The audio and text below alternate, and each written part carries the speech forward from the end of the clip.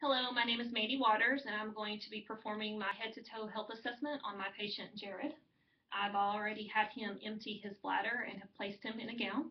I've already washed my hands, and I have obtained a full set of vital signs on Jared, including his height and weight, which were all within normal limits.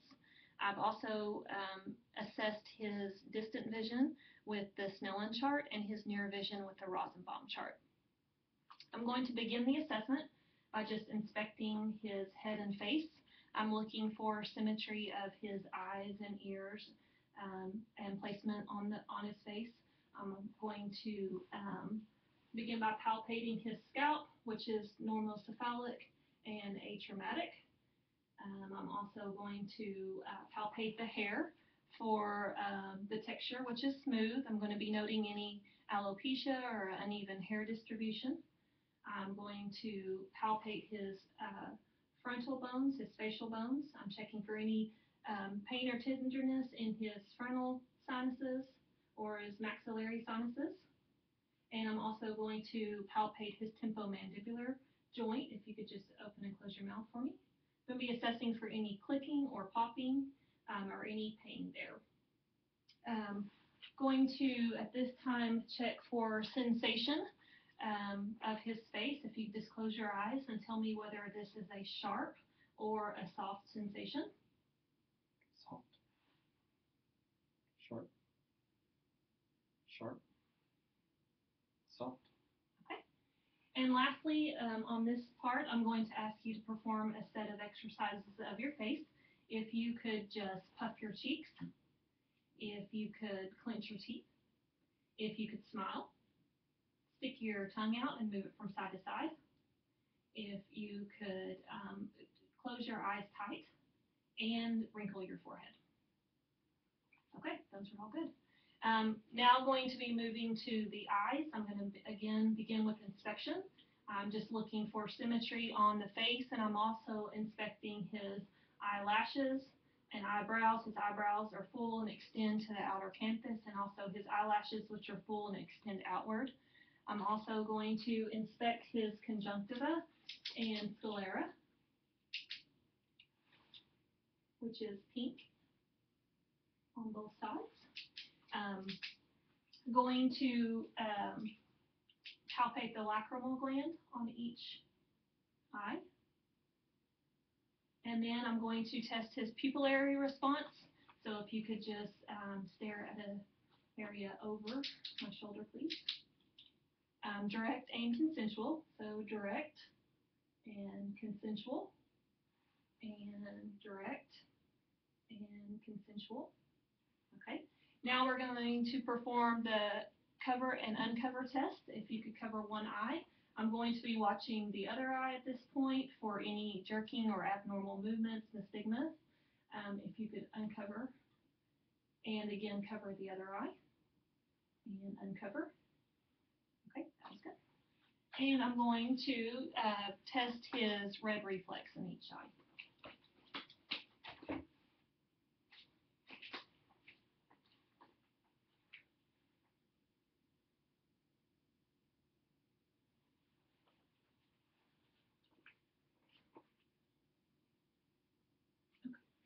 Which are present in both eyes.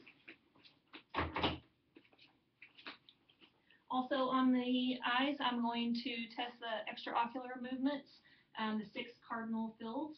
If you could, without moving your head, if you could follow my pen light, please.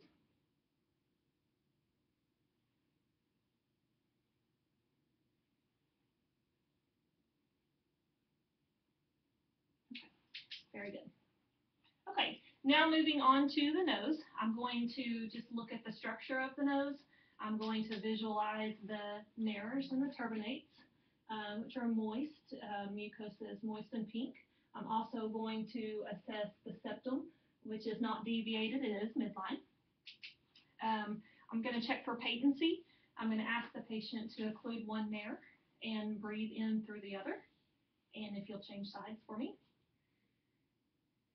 Okay, good. So moving on to the mouth, I'm going to begin by inspecting the lips. I'm going to look for any cracks or fissures. His lips are pink and moist. I'm going to have him open his mouth. I'm going going to be looking at the gums. Going to note if there's any bleeding or recession of the gums. Also going to look at the teeth and look for color and quantity, noting any that are broken or any cavities. Also looking at the buccal mucosa and looking at posterior pillars and looking at the tonsils, also looking at the uvula, if you could say ah for me, which does move up and down freely from the soft palate. It is midline.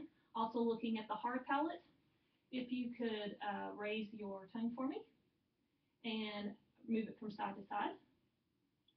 Looking at the lateral sides, looking for any ulcers or lesions, which would be screening for oral cancer. Okay, I'm also going to test the patient's gag reflex.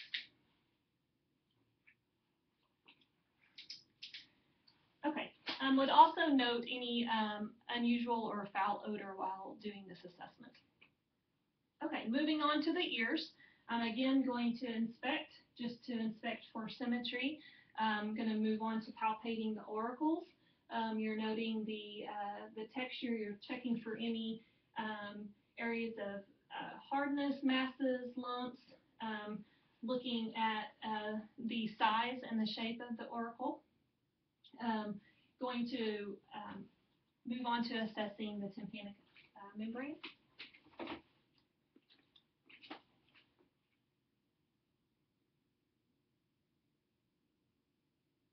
And the associated landmarks, which looked good.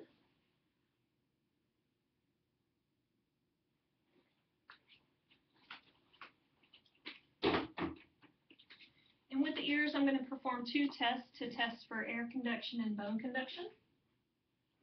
I'm going to place this on the top of the patient's head as the Weber test to see if he gets equal conduction to both sides. Yes. Okay. And also going to be performing the Rennie test, which will test the air conduction and bone conduction. I'm going to ask the patient to tell me when they stop hearing it after placing it on the mastoid bone, and then to stop hearing it when I place it just beside his ear. Okay. And again on the other side.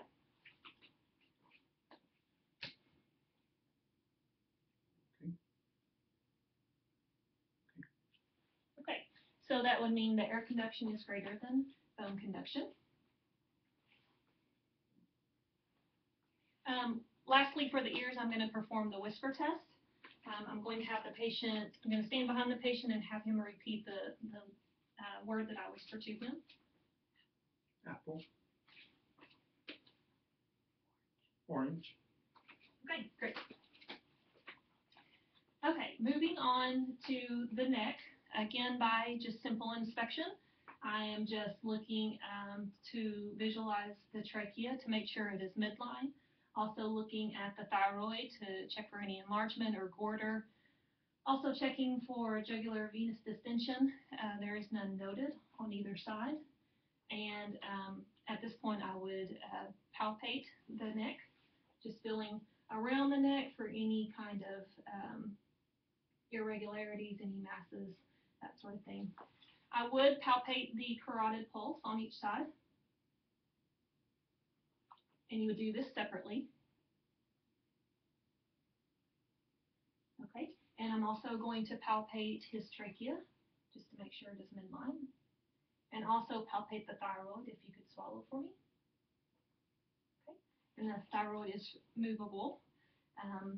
Going to also palpate his lymph nodes at this time. So I'm going to palpate pre-auricular and post-auricular, occipital, tonsillar, submandibular, submental, superficial cervical chain, deep cervical chain, posterior cervical chain, and supraclavicular. Okay, those all are normal. I'm I'm going to auscultate at this time. With the bell of my stethoscope, I'm going to auscultate his carotid arteries. If you could just hold your breath for me. Okay, breathe normal. And hold your breath again. Okay, breathe normal. I did not note any bruise. I'm also going to auscultate his thyroid. Okay, great. Okay, I'm going to perform a couple of range of motion tests on his neck and shoulders. If you could just shrug your shoulders for me, and with a little bit of resistance to test muscle strength. Also, if you could touch your right ear to your right shoulder as far as possible, and again on your left side. If you could look downward, chin to chest, and look upward. And we'll test this also with a little bit of resistance. If you could attempt to turn your head to the side there. Again on this side, look downward and upward. Okay, and that is all within normal limits. I'm going to move on to the upper extremities. I'm going to, again, begin by inspection, and this will be of the shoulders, of the arms, and the hands. I would just look for overall hair distribution of the arms and upper extremities. I'm going to also just look for the overall musculature of the arms and the shoulders. I don't note any breakdown, any rashes, anything like that. Would move on to the hands, also inspecting. I would inspect the nail beds, and I do not note any clubbing or cyanosis or pallor. Would palpate for capillary refill, which is normal, less than 3 seconds. Also going to palpate the radial pulse and the brachial pulse, and radial and brachial. Okay, also would note temperature of the upper extremities, which was normal. Okay, I'm going to have the patient turn around on the table so that I can perform the back and the posterior chest assessment. Okay, again, looking for inspection of the back and the posterior chest. I would just inspect the skin, would just again look for any lesions, any breakdown. I'm going to look for thoracic configuration of the chest, and I'm going to compare that anterior to posterior, which is 1 to 2, which is normal. I'm going to palpate and percuss the costovertebral angle to elicit any pain, and it should not. I'm going to palpate the back here, just feeling for any abnormalities, any kind of masses or lesions throughout. And I'm going to perform palpate for expansion of the lungs in the lower bases, if the patient could take a deep breath for me. Okay, which there's normal expansion noted. I'm also going to perform tactile fremitus on the patient. When you feel the palmar aspect of my hand touch your skin, if you could just say 99 for me. 99, 99, 99, 99. And also the ulnar aspect. 99, 99, 99, 99. And at this time, I'm going to start by percussing the back, the posterior chest. And I would percuss in areas of intercostal spaces, which should be resonant. And this is done systematically.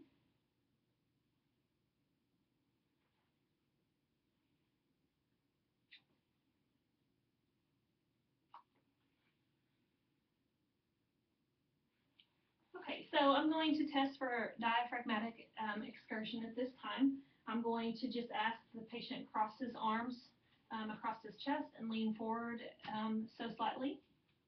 And I will only be performing this on one side, just one side for time's sake, but you would normally perform this on each side and compare.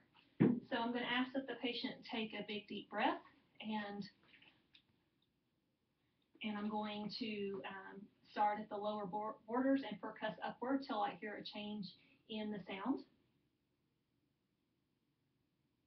And at that point, I would use a marker to mark that area. And I'm going to ask you to take a couple of good breaths and then hold your breath again. And I'm going to begin on the upward border and percuss downward until I would hear the change in sound again, at which time I would mark. I would then measure the area, and it should be 3 to 5 centimeters. I'm going to have the patient go ahead and turn back around. Actually, sorry, I need to auscultate first. Okay, so I'm going to auscultate across the posterior chest and compare bilaterally.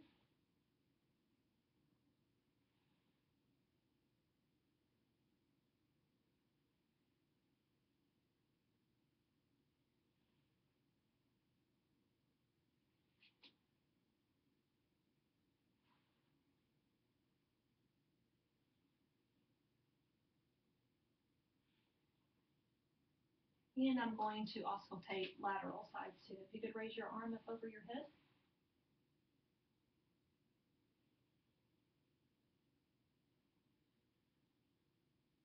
And on the other side.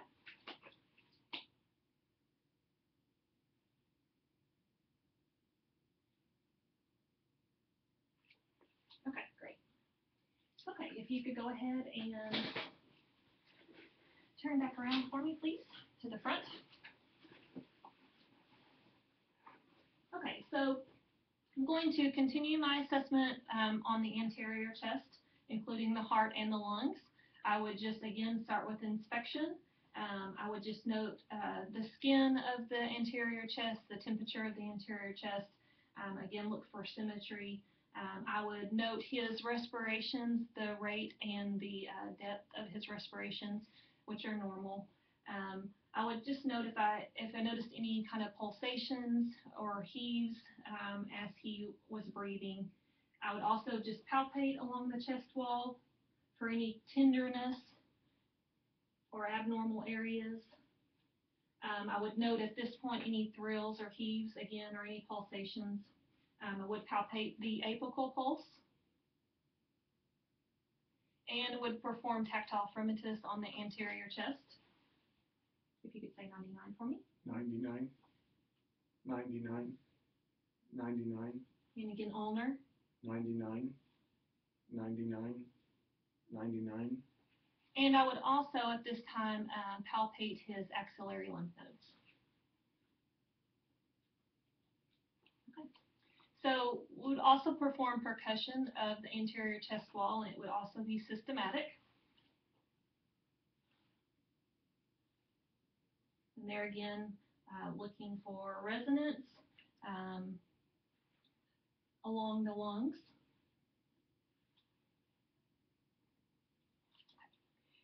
I'm going to also auscultate, and I will be auscultating lung sounds along with heart sounds. So I'm going to begin with lung sounds.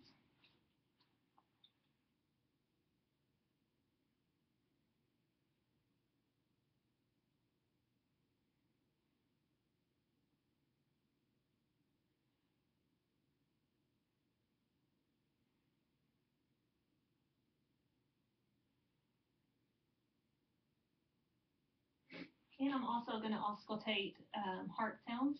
I'm going to auscultate aortic valve, pulmonic valve, Erb's point, tricuspid, and mitral. Okay, at this time I'm going to have the patient lay down to perform the abdominal assessment.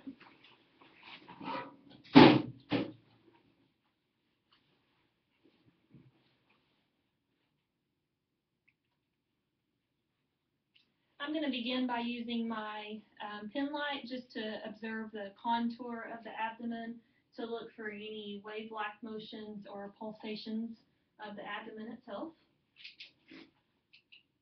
I'm going to then auscultate over all 4 quadrants for up to 2 minutes as needed.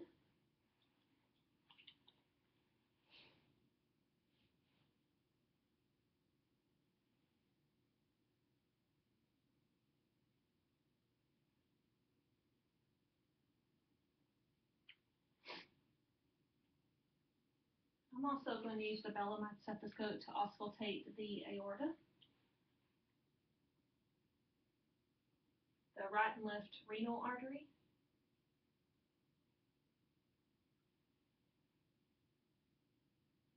the right and left iliac artery,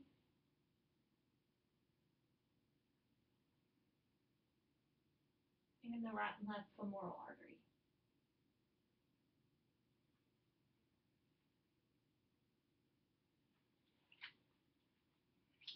Okay, next I'm going to percuss throughout the abdomen in all 4 quadrants.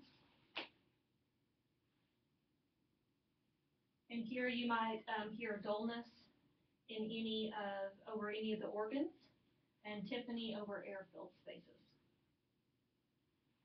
Okay, so I'm going to percuss in more detail to determine the borders of the liver. So I would begin for my upper border and palpate downward until I assess dullness, which I would mark, and then lower and palpate upward until I feel dullness or hear dullness again, which I would mark and measure, and that should be anywhere from 6 to 12 centimeters.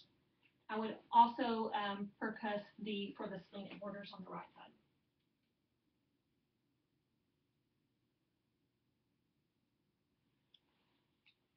Okay, so I'm going to perform light palpation across the abdomen just to note any areas of tenderness or any masses.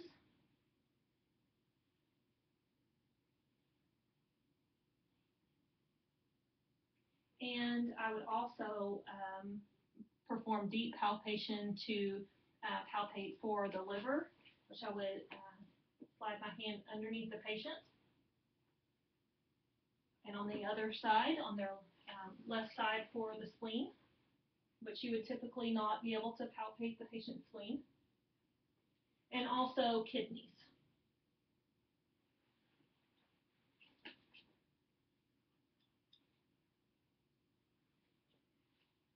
Okay, you also want to make sure that you palpate the aorta.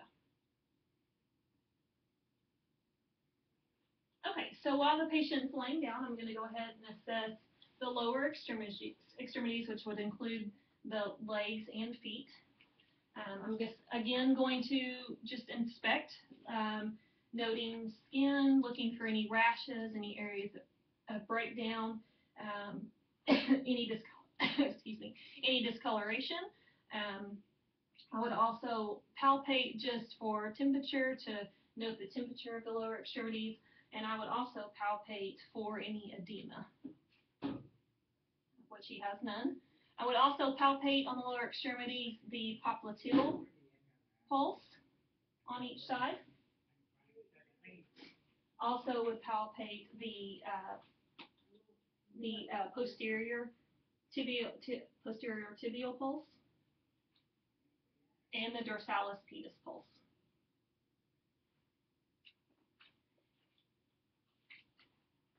You may not have seen that. Popliteal, dorsalis pedis, and posterior tibial on each leg. Would also test sensation of the lower extremity, so I would again have the patient close their eyes and tell me whether this was soft or sharp. Sharp. Soft. Soft. Sharp. Soft. Sharp. Sharp. Soft. Okay, great. Okay, I'm going to go ahead and have the patient sit back up. Oh, I would also assess for capillary refill of the toes also.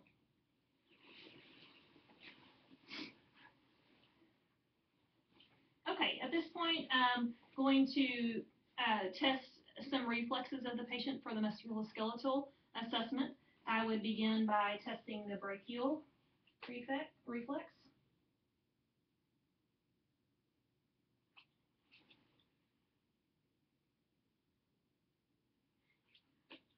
And also on the knee.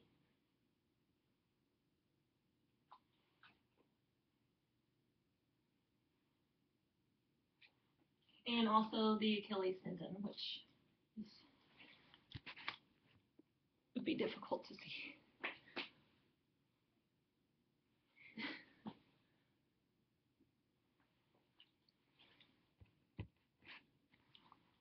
Okay. I'm going to just do a few tests to test the muscle strength throughout the body. So I'm going to have the patient raise their arms to the front. And if you could just try to lift upward and downward, and also out to the sides, upward and downward. And if you could just show your shoulders. Okay, and also going to test of the lower extremities. If you could press upward and back, and of the feet, raise your feet up and back. Okay, muscle strength is equal in all extremities. Going to have the patient stand up. At this point, I'm going to palpate their spine, starting at their cervical spine, working all the way down through the thoracic and the lumbar. And you just would note for any deformity, any areas of tenderness or pain for the patient. And I'm going to ask the patient to bend down like they're touching their toes. And I'm going to, at this point, just monitor or note any curvature, abnormal curvature of the spine, which everything looks good. Okay, you can have a seat. That concludes my assessment. Thank you for watching.